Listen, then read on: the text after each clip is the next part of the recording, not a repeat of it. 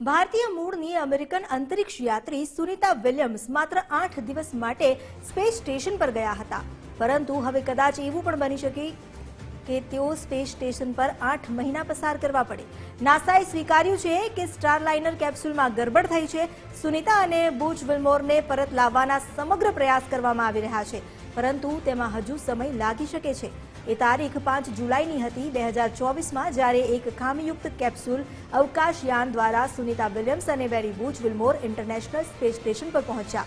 જોકે નાસાનું કહેવું છે કે સપ્ટેમ્બરમાં તેમને પૃથ્વી પર લાવવાનો પ્રયાસ થશે, પરંતુ એવું પણ બની શકે કે 8 દિવસની યાત્રા 8 મહિનામાં ફેરવાઈ જાય.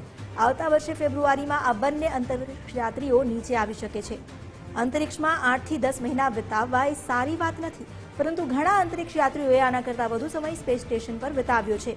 લાંબા સમય સુધી સ્પેસ સ્ટેશનમાં રહેવાથી અંતરિક્ષ યાત્રીના શરીર પર પણ માઠી અસર થાય છે.